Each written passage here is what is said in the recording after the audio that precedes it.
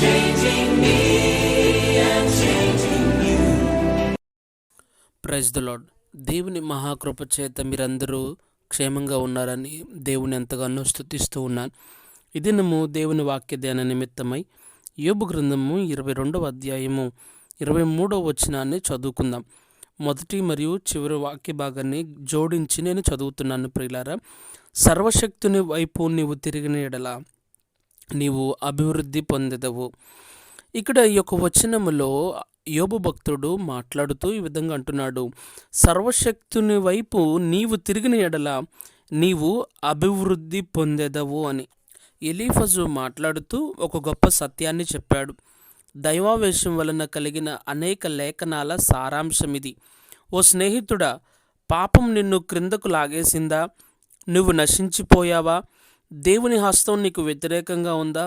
నీకివ్వబడిన ఆధ్యాత్మికమైన ఆస్తిలో పేదవాడివైపోయావా?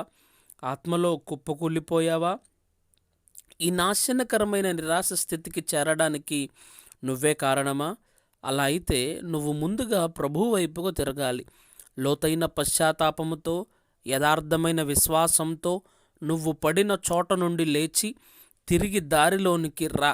ఇది నీ బాధ్యత. ఎందుకంటే దేవుడు నీకు అప్పగించిన పనిలో నుండి, నువ్వు చేస్తానన్న సేవలో నుండి నీకు నీవుగా తప్పిపోయావు. కాబట్టి ఇప్పుడు బుద్ధి తెచ్చుకో. నీ మట్టుకు నువ్వు నిలబడలేవు. దేవునికి వ్యతిరేకంగా ఉండి అభివృద్ధి చెందలేవు. నిన్ను శిక్షించడానికి ఆయన శక్తిమంతుడు. కాబట్టి ఇప్పటి వరకు నువ్వు అనుభవించిన దానికంటే భవిష్యత్తులో నీకు రాబోయే దేవుని శిక్ష చాలా కఠినంగా ఉంటుంది. ఇదంతా తెలుసుకొని వెంటనే ప్రభు దారిలోనికి రా. ఎంత గొప్ప వాగ్దానం నిన్ను ఆహ్వానిస్తుందో చూడు. తిరిగి నువ్వు కట్టబడతావు.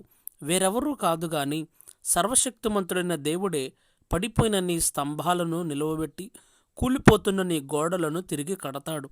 నువ్వు తిరిగి దారిలోనికి వస్తేనే ఆయన ఈ పని చేస్తాడు. ఆలస్యం చేయకు. నువ్వు ఇంకా తిరుగుబాటు చేస్తే నలిగిన నీ మనస్సు నీకు అపజయం కలుగజేయవచ్చు. యథార్థంగా నీ తప్పులన్నీ ఒప్పుకుంటే నీకు నెమ్మది కలుగుతుంది.